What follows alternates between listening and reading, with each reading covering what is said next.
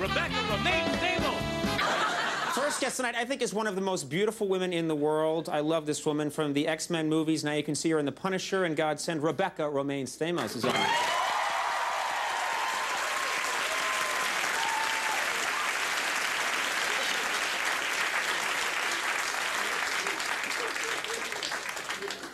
right, everybody, we're back. My first guest is one of the most beautiful women in the world. Of course, you know her as Miss... What the hell was that? Oh, I don't know. Did an electric guitar feedback? It wasn't me. You're the only guy here with an electric guitar. I'm gonna crack down on this staff. I swear to God. Where was I? Oh, yeah. First guest is one of the most beautiful women in the world. Of course, you know her as Mystique from the X-Men movies. Now she's in 2 new films, The Punisher, which is in theaters now, and Godsend, which opens Friday. Please welcome Rebecca Romijn-Stamos.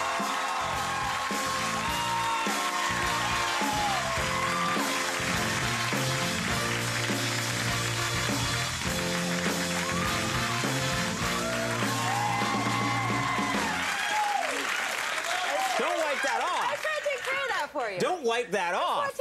I don't know where that for a long time. You don't know me. Like I walk around for like days afterwards. Yeah, I don't shower. I think I do know you now. Well, what's that mark right there? Well, just some lipstick. Rebecca Romijn-Stamos. Why? Oh, here, let me do it. Oh, wow.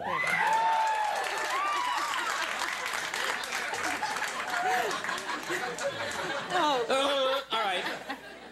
Thank you for being here. I want to thank you. I don't often reveal much about my personal life, but you did a very nice thing, which is on the 10th anniversary of our show, because you've been such a good friend to us. And well, I was really sorry I couldn't be here for it, actually. We were shooting The Punisher, as a matter of fact. That's right. You weren't available to stop by, but you sent me, and this is so cool, you sent me a giant packet of frozen steaks.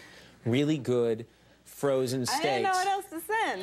And I was thinking, like, first of all, do you do that? Is that your default thing? Like, sorry for your loss, here's a frozen steak? You know? Have some steaks. Yeah. So hard to hear about your dog, here's a frozen steak. Steaks. No, it was very nice. I mean, I was really proud. I was, like, walking around with them afterwards. Really? Like, Rebecca Romijn-Stamos sent these my way. You're not a vegetarian, I hope? God, no. Okay, I'm good. Irish Catholic. Right. We only eat beef. Excellent. You know, things are going so great for you. Your De Niro is the 3rd person billed in this movie. You're up top. De Niro is 3rd. That is an amazing accomplishment. That's incredible. I have no idea what you're talking about. In Godsend. Oh. Yeah, in the movie Godsend. I'm just kidding. Yeah, no, I don't... You totally made me look like an ass. I don't know. For a minute, I was like, do I have the wrong information here? Oh, wait a minute. This is my Al Pacino card.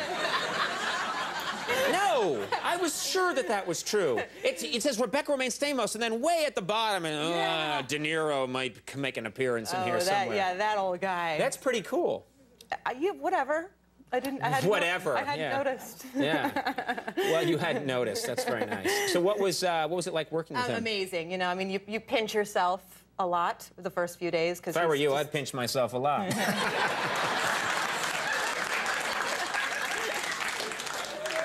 I'm such an ass. I apologize. Continue. So it's an amazing experience. You're around him, and you're just, you know, he's a mellow guy. He's pretty low-key. He doesn't talk a lot, but you're waiting for him to drop any morsels of wisdom in your path that you might cling to. You know, any tidbits of cool acting tips or something. Anything. And so, you know, every once in a while he would say something like, you know, Marty and I used to, and you go, what? Like, you perk up and go, yeah, Marty and I used to what? Marty Scorsese, we used to what? And you go, we used to take naps after lunch. Together? That would be interesting.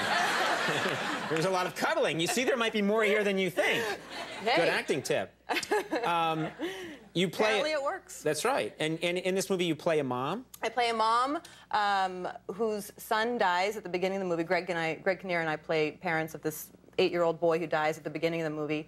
And De Niro's character is the mad scientist that comes and offers to clone our son. Right. And then smash cut 8 years later, we have this cloned child who starts having these horrible, horrible nightmares, and it's awful and scary, and we have to figure out what's going on with him. So you're working with is he a real 8-year-old, this kid? He was 9.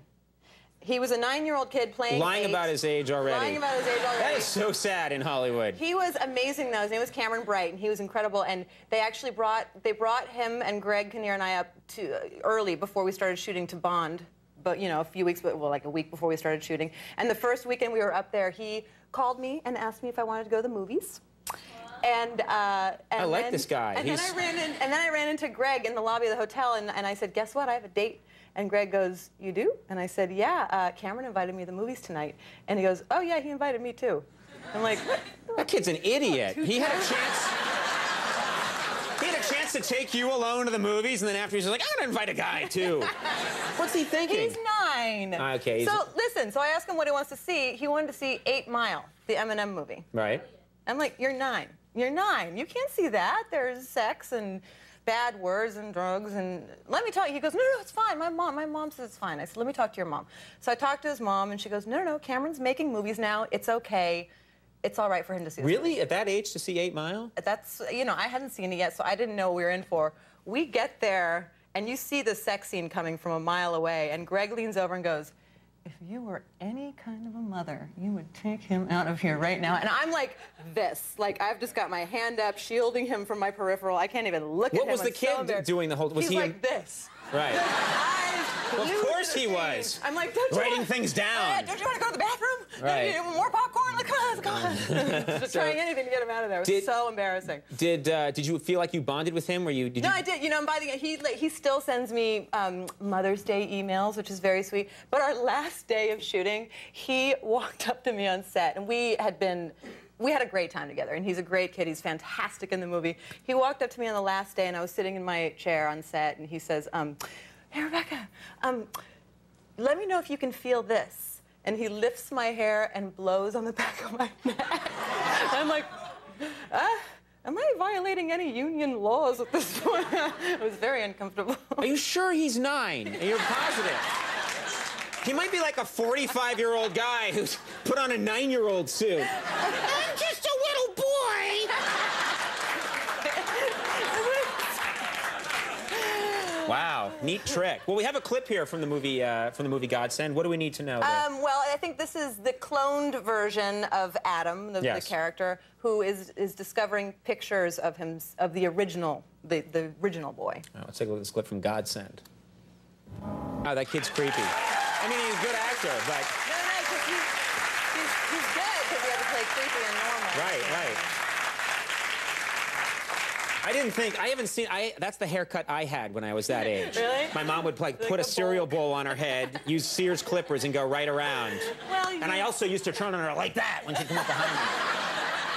A lot of memories for me there. Yeah, really. The movie Godsend opens Fridays. The Punisher is in theaters now. Rebecca Romijn-Stamos, thank you very much for stopping by. Patton Oswalt coming up. You don't want to miss Patton Oswalt. We'll take a break. We'll be right back.